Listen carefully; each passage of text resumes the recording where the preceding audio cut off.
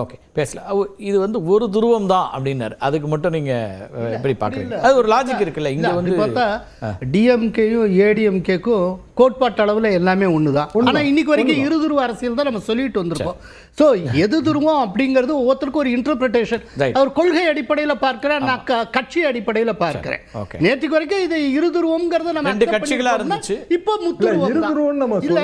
இன்னொரு விஷயத்தை நான் சொல்லி ஆகணும்.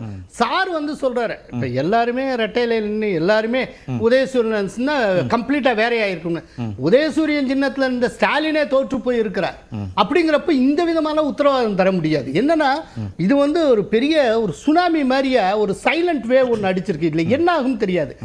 என்னன்னா தெரியாதனமா ஒரு கடந்த அண்மை காலத்துல முதன்முறையா ராகுல் காந்தி சரியான சொல்லி முடிச்சிடறேன், ஒரு சரியான பொலிட்டிக்கல் டெசிஷன் எடுத்தார். ராகுல் காந்தி தாவேகாவோட போகணும்னு நினைச்சேன் அவர்.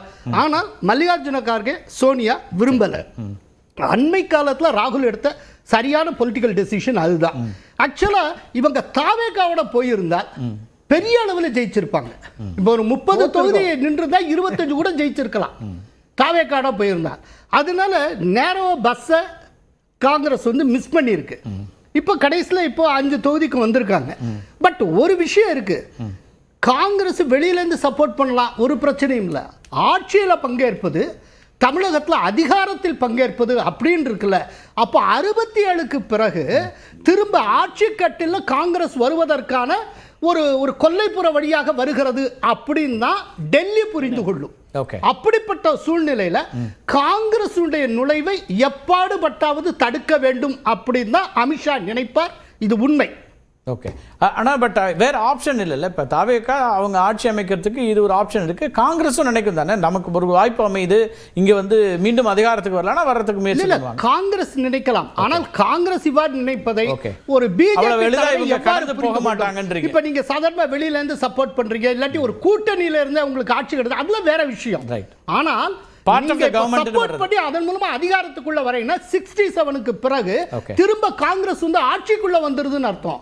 அதை வந்து நிச்சயமா பிஜேபி ஏற்றுக்கொள்ளாது. அதுக்கு ஒரு மாற்று திட்டத்தை அவங்க உருவாக்குவாங்க. Okay, right. அது ஒண்ணு. இதுல பிஜேபி வந்து உண்மையிலே தாமரையில் 234 தொகுதியும் போட்டி போட்டிருந்தா என்ன ஆயிருக்கும்? திருப்பரங்குன்றத்தில் போட்டி போட்டிருக்கலாம்ல. அவங்களோட கொள்கைகள்லாம் வெற்றி பெறும்னா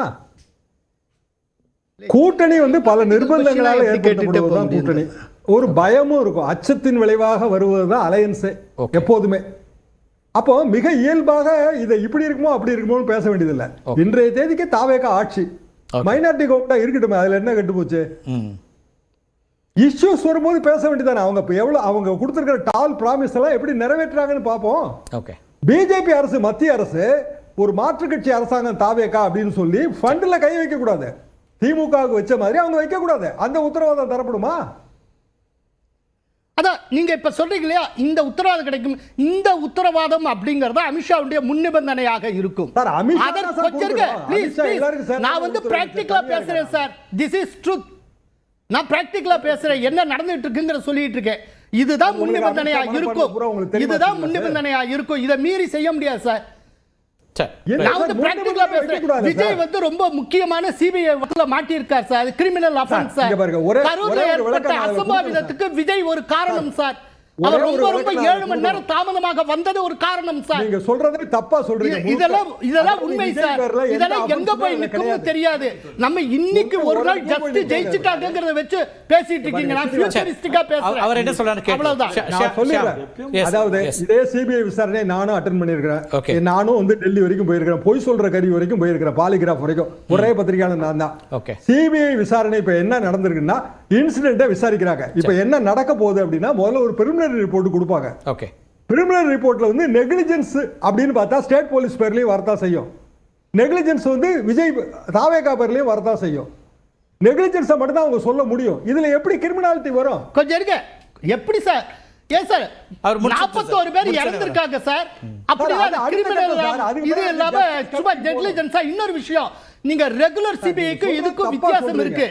இது வந்து சுப்ரீம் கோர்ட் தீர்ப்பின் அடிப்படையில் ஓய்வு பெற்ற உச்ச நீதிமன்ற நீதிபதியுடைய மேற்பார்வையில் ஒரு குறிப்பிட்ட கால வரம்புக்குள் முடித்தாக வேண்டும் என்கிற உத்தரவின் பேரில் நடந்து கொண்டிருக்கிற விசாரணை. ரெகுலர் சிபிஐ விசாரணை கிடையாது. கால வரம்பு கடந்து போய் எவ்வளவு நாளாச்சு. தயவு செஞ்சு பேப்பர்ஸ் எல்லாம் ஒழுங்கா படிங்க. சரி, நம்ம அதை கடந்து இந்த அட்வைஸ்ல நீங்க இப்ப நான் ஐ அம் ஆல்சோ ஜர்னலிஸ்ட், நீங்க படிக்கிறத காட்டி நான் படிச்சிட்டு தான் இருக்கேன். புரியுதா?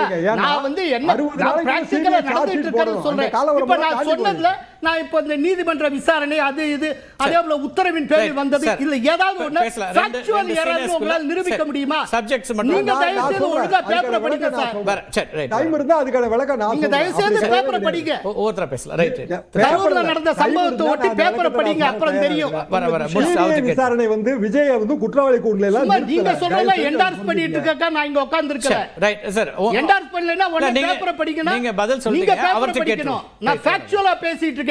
நான் சொன்ன தகவல ஒண்ணு கூட பொய்ன்னு உங்களால சொல்ல முடியாது. சரி, ரைட். ஓகே. நான் சொல்றேன் சார், நீங்க சொல்றீங்க. பேப்பரை படிங்க சார். ரைட். Okay, okay. பேப்பரை படிங்க. ரெண்டு மூத்த செய்தியாளர்கள் இதுல நான் வந்து செய்தியாளர் இல்ல சார், அவர் வந்து திடீர் பேப்பரை படிங்க. பத்திரிகையாளர்கள் வழக்கறிஞர் பேச அந்த வார்த்தை தராசு ஷாப்ல நான் எதிர்பார்க்கல. அதுக்காக சொல்றேன். சரி, ஒரு நீங்க ஒரு ஸ்பேஸ் கொடுத்தீங்கன்னா அவர் என்ன பேசுறாரு கேட்றோம். ஜட்ஜி தான் சார் டிசைட் பண்ண முடியும். சொல்லுங்க. ரிட்டையர்ட் சுப்ரீம் கோர்ட் ஜட்ஜ் இல்ல, சிபிஐ ஜட்ஜ் தான் டிசைட் பண்ண முடியும். அத சரி, கோர்ட்டுக்கு போணும் சார். மேட்டர் சிபிஐ கோர்ட்டுக்கு போணும்.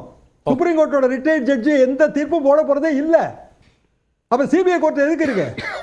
சார்ஜ் ஷீட் போடணும். நீங்க எவ்வளவு பெரிய ப்ராசஸ் இருக்கு. அமித்ஷா நினைச்சாருன்னா உடனே விஜய் தூக்கி மாட்டி விட்டுருவாரா? என்ன சார் அமித்ஷா பயம் காட்டிட்டு இருக்கீங்க? சரி, ரைட். இப்போ அடுத்ததா நம்ம வந்து தமிழ்நாட்டை கடந்தும் மேற்கு வங்கத்திலையும் அதே போல கேரளாவிலையும் தேர்தல் முடிவுகள் வந்திருக்குது. ஆர்கே எப்படி பார்க்குறாரு? அங்கேருந்து ஆரம்பிச்சிடும். ஆர்கே, கேரளாவில் மேற்கு வங்கத்தில் முதல் முறையாக பாஜக ஆட்சி அமைத்திருக்கிறது. ஆமாம், அதாவது டாப் ஆஃப் த மோடி வேவில் ஜெயிக்காத இடங்களில் வந்து இன்றைக்கி வந்து அடித்து தூக்கிட்டு வர்றாங்க. பிஜேபி அடித்து தூக்கிட்டு வருது. ஒன்று. ரெண்டாவது, ஏறத்தாழ ஒரு 147 கான்ஸ்டிடுவன்சியில் வந்து 25,000க்கு மேற்பட்ட நபர்களை வந்து எஸ்ஐஆர் மூலம் வந்து மாய்க்கிறார்கள், வாக்காளர்கிட்டையிலேருந்து எடுக்கிறார்கள். அதில் 82 இடத்துல வந்து பாஜக வந்து லீடிங்கில் வருது. இதெல்லாம் வந்து எதேச்சையான செயல்கள் கிடையாது. ஞானேஷ்குமாருக்கு தான் எந்த அளவுக்கு நரேந்திர மோடி பரப்புரை செய்தார்களோ அதை விட அதிகமாக ஞானேஷ்குமாருக்கு அந்த வெற்றி வந்து டெஃபினட்டாக கொடுத்து விடலாம்னு நான் கருதுகிறேன். ஒன்றும் திரிணாமுல் காங்கிரஸ் ஒன்றும் பெரிதாக அங்கே ஆட்சியெல்லாம் செஞ்சு ஒன்றும் கிழிச்சிடலை. டெஃபினட்டாக 3 டேர்ம் அவர்கள் இருந்து கூட இன்னும் கொடும் வறுமை வந்து நாம் நார்த் பெங்காலில் பார்க்கக்கூடிய அளவுக்கு, சிக்கன் நெக்கில் பார்க்கக்கூடிய அளவுக்கு தான் பெங்கால் இருக்கிறது. மிக மிக மோசமான நிலையில் தான் அந்த நாடு இருக்கிறது என்பது அந்த அந்த என்டையர் மாநிலமே இருக்கிறதுலேருந்து யாருக்கும் மாற்றுக்கிறது இல்லை. அப்படி இருந்து கூட கல்கட்டாவில் இருக்கிற கம்ப்ளீட் பத்ரலோக் வந்து இன்னைக்கு வந்து மாற்றி வாக்களித்தார்கள் என்று எல்லாம் என்னால் நம்பருக்கு டெஃபினட்டாக என்னால் முடிய மாட்டேங்குது. எப்படி தமிழ்நாட்டில் ஒழுங்காக சீராக சிறப்பாக ஒரு தேர்தல் நடந்ததோ, எப்படி கேரளாவில் சீராக சிறப்பாக நடந்ததோ, எப்படி பாண்டிச்சேரியில் நடந்ததோ, அந்த மாதிரி ஒரு தேர்தலே கிடையாது. அசாமும் அதே மாதிரி தான். ஜெரிமேண்டரிங் மூலமாக பிஜேபி எங்கெல்லாம் ஜெயிக்குமோ அந்த கான்ஸ்டிடுவன்சிஸ் எல்லாம் சேர்த்து இணைத்து கொண்டு ஒரு இது கொண்டு வந்திருக்கிறாங்க. ஏறத்தாழ திருவல்லிக்கேணி சேப்பாக்கு எப்படி இருக்கிறதோ ஏறப்போல அதே மாதிரி தொகுதிகள் தான் வந்து பாஜக அங்கெல்லாம் ஜெயிக்கிற இடங்கள் பார்த்து ஒரு லைனை போட்டு அங்கே வந்து ஜெயித்திருக்கிறார்கள். அங்கே மட்டும்தான் டீலிமிட்டேஷன் நடந்திருக்கு. அசாமில் மட்டும்தான் டீலிமிட்டேஷன் நடக்குது. அதனால தான் 100 ஓட்ஸ் அங்கே வருது. அதனால தான் கோகோய் வந்து அங்கே தோக்குறாரு. தருண் கோகோய் வந்து அங்கே வந்து தோக்குறாரு. இதில் யாருக்கும் மாற்றுக்கிறது இருக்க முடியாது. கேரளாவில் மாபெரும் வெற்றி.